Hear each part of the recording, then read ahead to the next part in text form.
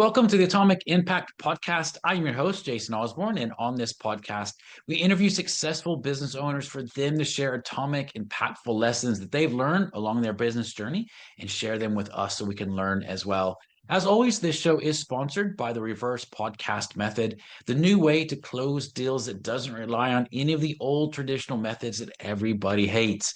We use this method about 26 qualified leads and sales calls in 10 days without any ad spend, outreach, or endless social media posting. To find out more, direct message me on LinkedIn to have a chat. That's Jason A. Osborn. And the link to that will be in the show notes below. But on today's show, our special guest is Jabez. He's the owner of Eduspace, where he's providing EdTech solutions. So, Jabez, great to have you on the show. And I want to jump right in and ask you the very first question that I always love to ask. And that is this: if you were to somehow be able to go back in time to when you started, whether that's EduSpace or maybe another business, what's the number one piece of advice that you would give yourself?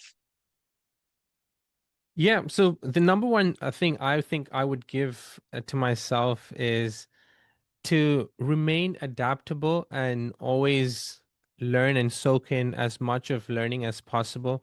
Because I've understood one thing when it comes to business. Uh, there are a million pivots that you do, and there are so many pivots when you've started a business. You might have started with one cause, but then things quickly add up. And as you add up, you always want to be there for your customers, and you always want to bring out solutions that bring and solve problems in the real world. So being adaptable and being changeable, because um, no, oftentimes we go ahead with a very rigid approach as to this is my idea, I want to do this, and we have a very hard time delegating tasks, and letting a part of us to somebody else because they can do it much better. So no, take away all the stuff that you hate and give it to someone who actually loves doing it, and then just focus on your craft, and keep improving your craft day in and day out. Yeah, show's over. That's done. That's all anyone needs to know right there, man. I love this stuff. So, okay, Jabez, you're speaking on a topic I love to talk about, and it's that ability to pivot with what you're doing. And I'd love for you to dive into a little bit more about that, maybe even any specific examples you have in your business around it, because I think sometimes people misunderstand it. It doesn't always mean, I guess it could mean, it doesn't mean that you pivot your entire business and you go, okay, well, I'm selling cars, now I'm going to sell flowers. It's like, well, no, it's Yeah. not that bit of a pivot. It's like not changing everything. But it's that what you said, and I love it. We go in too rigid with the idea, and that stops us from growth. So, Yeah. man, can you dive into that a little bit more? Because I think you've got a story to tell on why you said that. Yeah, I mean, so if you really understand the education space, we're in the education service as for starters. So for the first 3, 4, 5 years, it was mainly just tutoring and providing manual solutions of like me being the matchmaker between students and tutors, and personally mapping people and aligning them with the tutors that they wanted, and so on. So ideally, what we started doing was we started bringing out solutions to kind of bridge that gap. So the biggest solution that we have right now is the tutoring app, which is basically Tinder for education, is to match make students and tutors, and allow them to find a tutor that suits their need. I'm still heavily involved, but at the same time, you understand that me manually mapping it and just holding on to that and not allowing for that to progress into the application would have just derailed our success, and growth towards multiple other spaces or regions.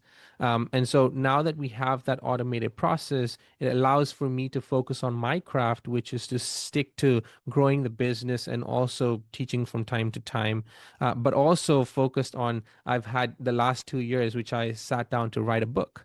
and to really work with educators and bring out solutions to actually see how we can bring out technological driven solutions to bridge the gap between education and technology. So that's where my core strength relies on, right? So I focus on the educational perspective of how do I bring in my ideas and bring in and implement it into technological solutions that will actually bridge the gap in the real world. So for customers, so because I've been an international student all my life, I've been in tutoring, I've needed help in job search. So, and now if you look at our repertoire of services, we also provide services till the point of you landing a job.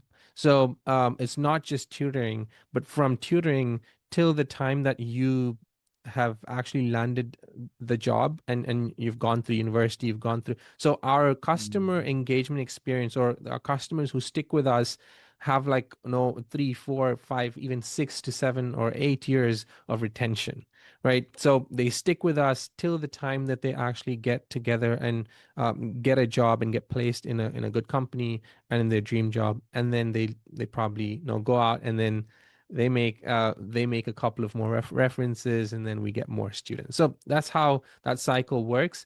Yeah, we're still relatively small, but at the same time, but the impact we're creating is much bigger. And if we didn't have those small pivots in between, we wouldn't be able to create that impact in a community scale or a global scale. And that's where you really want to be as a business, because you want to work with people, but at the same time, you want to bring solutions that will actually solve real world problems. Yeah, I love that. There's a lot of little hidden gems in what you just said there as well, on what you've learned in that journey, and allowing it to focus in on what your strengths are, which is great, and be able to free up your time. All those little pivots of which it sounds like, if I'm hearing you correctly, it's helped you to go really deep in that vertical as well, as opposed to Yeah. just one thing, which is absolutely amazing. Man, that's phenomenal. Um, Along that journey, has there been any, like, is there one big challenge that sticks out to you the most, that has been uh, one of the most maybe overwhelming or biggest challenges you've had? And what was the learning that you've had from that? Well, one of the biggest challenges, I think, is to, because we're working with multidimensional and like multicultural people. First, we're working with tutors, we're working with teachers, we're also working with students, and we're also working with the parents. So there's literally everyone involved. So because the parents always want to be involved when it comes to tutoring, and then it's only when they come to the job seeking services that parents are less involved, and it's more of this just a student because they're an adult now. But Mm, um, but trying to merge that gap and to create an ecosystem that that bridges that gap is the toughest part. And I think every business has this as an issue, or any customer facing or any service based business will definitely face this, because you're providing services, and not all your services are going to help everybody on a larger scale. But that's where when I started my business, my focus point was to bring in personalized solutions, and that's why we'd give only one-to-one tutoring. We don't do one to 10 students, or no, it's not one teacher for mm, 20 students, 30 students. So we've bridged that gap through seeing what works. So what worked in my life, what I experienced, I want people to experience as well. And so I think the biggest challenge there is, um, again, do I focus on the monetary aspect, or do I focus on the value aspect? So you've got to find that middle ground, and it's it's mm, it's always that gray area, because if I wanted to really monetize this aspect, I can always bring in one teacher and have mass classes. But at the same time, the value of the course, or the classes, will reduce, because you only have a 70% success rate, or a 70% a happy rate of happy customers, and the rest 30 will be like, no, it's not really helping us, we're going to drop off. But then if you do one-to-one, the monetary aspect takes a plummet, but at the same time, the success, or the happy customers drastically increase, and so our retention also increases. So finding that and striking that balance is has been the biggest struggle, and it's still a struggle. Because when you're in a service space, the growth is never exponential, and that to your bootstrap business. It's all hands on deck. It's a fully bootstrap business, no outside investors. So in those situations, you obviously any business owner would want an exponential growth, right? Would want exponential growth, would want their business to thrive. But at the same time, if we don't take these steps, I think in the long run, we're setting a culture that probably will fail, and that's what's happened with a lot of ed techs out there. They've gone for the shiny thing, shiny next thing, AI, everything that's coming in, and and you've just seen them plummet, and it's not worked for them, and that's why I say no, stick it as much as you can with what you have and max out, and then start to grow, go into the next stage of growth.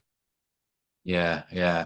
I love that. Lots of learnings there, and I think that speaks to a lot of businesses and where they are right now as they're growing and what they're doing. That's absolutely amazing. Well, if you look over the next 2 to 3 years of your growth, and you've kind of alluded to a little bit of it, but what's your goals? What are you actually wanting to achieve in the business? Well, like I said, so this year, 2025 has really been a game changer for us. If you look at what we've done from till 2024, we were fully on the basis of building, building, building. It was just the background work, and just grinding in terms of getting this the foundation established. Mm. Now that those things are kind of, we've calmed down on that, on that aspect of building the foundation. We've seen a 5 to 6x growth this year, so Wow. which has been really eye-opening for me as a founder. But at the same time, it's all the little small quick wins that we've, built along the way. Mm. And of course, we don't want to take back anything, or we don't want to go backwards on anything. So we want to continue on this progress, and kind of establish ourselves. For the next 2 to 3 years, my focus is to continue building educational solutions. Or, what I would say is continue building technological driven solutions for the educational market. And so we've come out with tools for the job seeker. We've come out with a lot of tools for job seekers. We've come out with tools for tutoring services. But I think all in all, we want to become a platform where it's like anything education, you come to Eduspace and you find it with us, right? Yeah.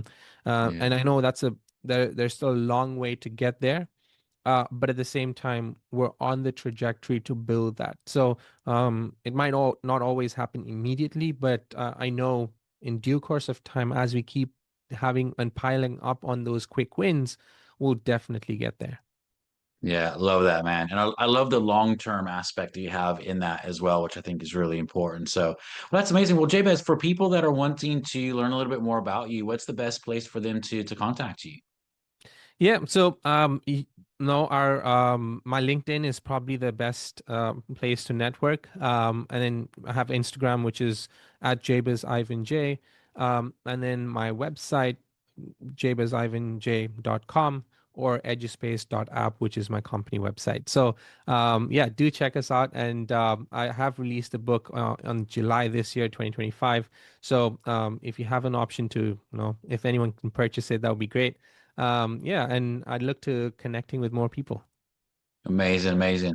Well, definitely, I recommend people connecting with Jabez and looking him up with those different sites and links that he said there as well. So, listen, thank you so much for being on the show. Gave some great information on this, and it was really helpful. And as a reminder to everyone listening, this show is sponsored by the LinkedIn Reverse Podcast Method, the new way to close deals that doesn't rely on any of the old traditional methods that everybody hates. To find out more, direct message me on LinkedIn to have a chat. That's Jason A. Osborn on LinkedIn. And again, that will be in the show notes below. And until next episode, stay inspired.